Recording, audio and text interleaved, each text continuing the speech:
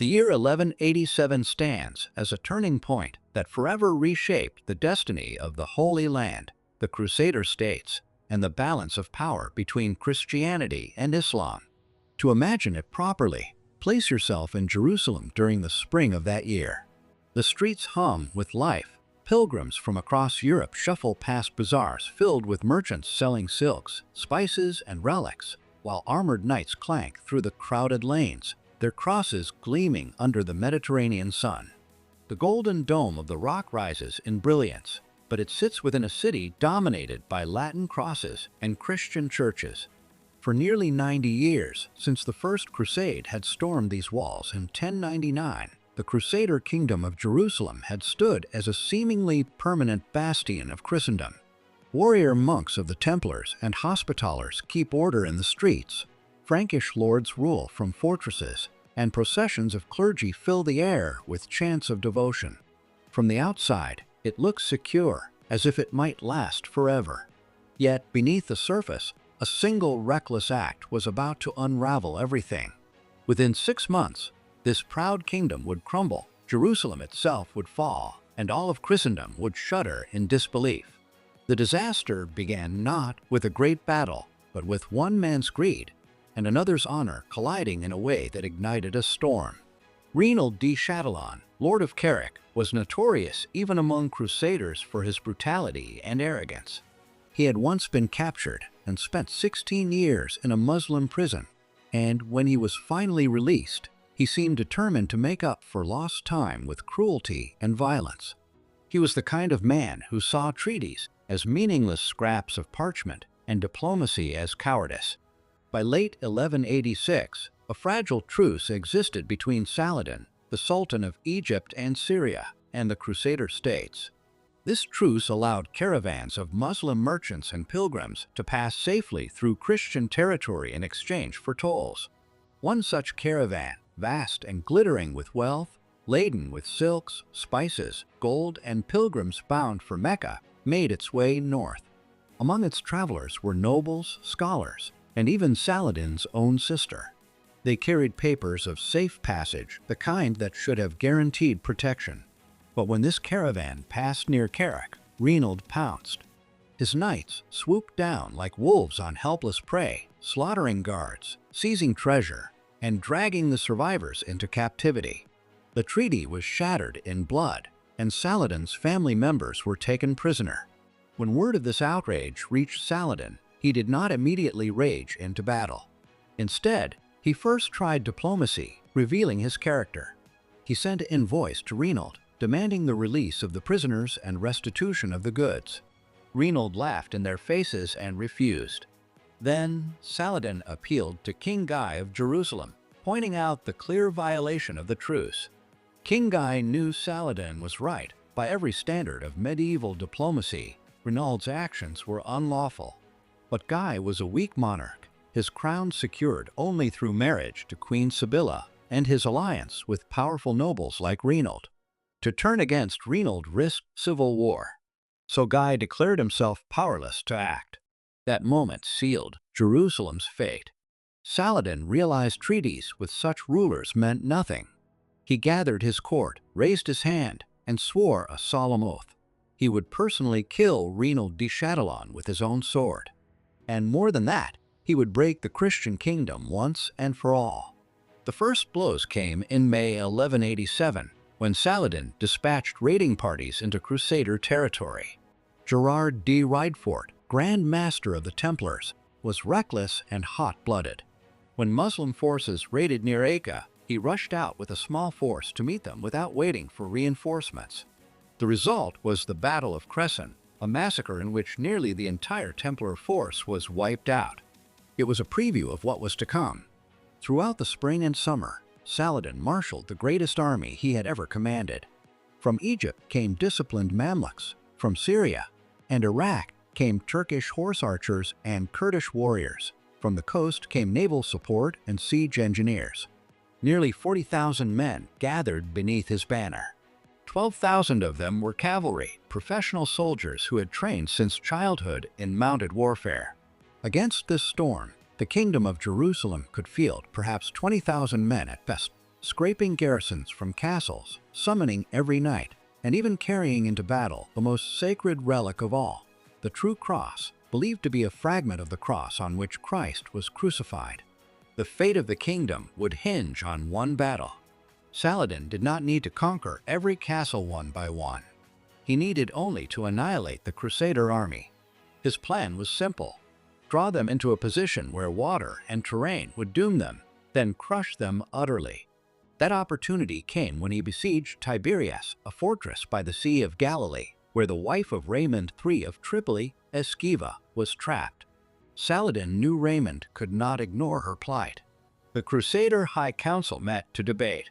Raymond himself, despite his personal connection, argued against marching. He knew it was a trap. The Moslems controlled the water sources, the high ground, and the terrain. To march would be suicide. But Gerard de Ridefort, burning with pride and rage, accused Raymond of cowardice and treason. In the code of knightly honor, such accusations could not be ignored. King Guy, weak and swayed by hot-headed voices, overruled Raymond. The Crusaders would march. It was the decision Saladin had been waiting for. On July 3rd, the Crusader host began its march through the blistering heat of Galilee. Imagine it: 20,000 men trudging across rocky hills beneath a merciless sun. Knights baked in armor like ovens, infantry staggered under loads of weapons and supplies, and behind them lumbered wagons carrying the true cross. From the moment they moved, Muslim horse archers harassed them. Clouds of arrows rained down, then vanished before the Crusaders could retaliate. Every mile was a running battle, sapping strength and morale. By afternoon, it was clear they would never reach Tiberias before nightfall. Instead, they turned toward the springs of Hattin, desperately seeking water. But Saladin anticipated this. His forces blocked the path. The Crusaders were forced to camp on an arid plateau near the village of Mescana, between two volcanic hills known as the Horns of Hattin. Trapped, thirsty, and exhausted, they awaited the dawn.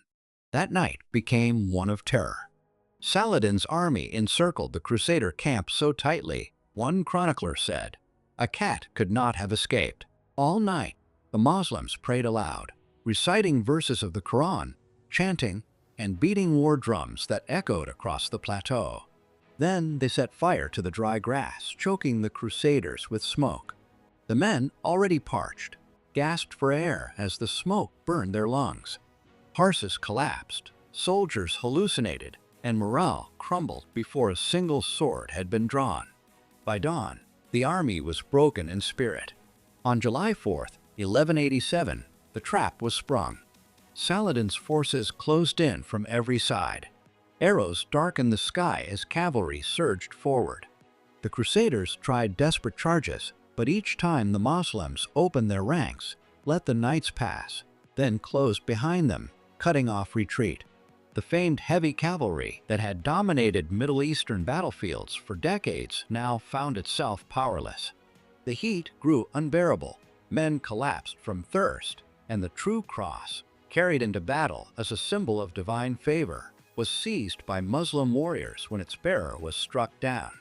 For the Crusaders, it was more than a defeat. It was proof that God had abandoned them. By midday, their army was shattered. King Guy and most of his nobles were captured. Only a few hundred knights managed to flee. The kingdom's military strength was annihilated in a single day. In Saladin's tent, the prisoners were brought before him. King Guy was treated with respect, given water to drink. Then Renald of Châtillon, the man whose greed had begun this catastrophe, was dragged forward. Saladin offered him water. Renald refused to convert to Islam.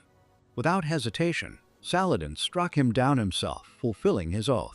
The Templars and Hospitallers captured on the field were executed en masse, for Saladin recognized them as the backbone of Crusader military power. It was not cruelty for cruelty's sake. It was strategy, a clear signal that their time of dominance was over. The collapse of the Crusader kingdom followed swiftly. With no army left, castles and towns surrendered one after another. Within weeks, 50 strongholds had fallen. By September, Saladin stood before Jerusalem itself. The city that had taken the First Crusade 3 bloody years to capture now fell to Saladin in less than 2 weeks. And unlike the massacre of 1099, when Crusaders had butchered tens of thousands, Saladin showed mercy. Civilians were allowed to ransom themselves, and many who could not pay were freed anyway through Saladin's generosity. It was a deliberate contrast, one that shocked Europe. Here was a Muslim conqueror whose chivalry outshone that of Christian knights. When news reached Europe, shock waves tore through Christendom. Pope Urban III is said to have died of grief upon hearing Jerusalem was lost. His successor immediately called for a new crusade, summoning kings like Richard the Lionheart and Philip Augustus. Yet, despite all their might, the Third Crusade would never retake Jerusalem. The city was gone, and the age of Crusader dominance in the Holy Land was over. The fall of Jerusalem in 1187 was more than a military disaster.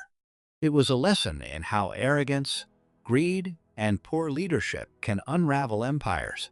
Renald's violation of the truce, King Guy's weakness, Gerard de Ridefort's pride, all combined to doom the kingdom. Against them stood Saladin, patient, disciplined, politically wise, and unyielding in resolve.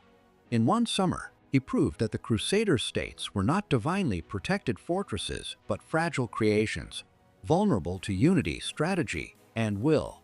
The cross that had once been planted triumphantly on Jerusalem's walls was torn down, and in its place the crescent of Islam rose. And from that moment, the memory of 1187 became a warning etched into history. Even the mightiest conquests can crumble when leaders fail and enemies endure.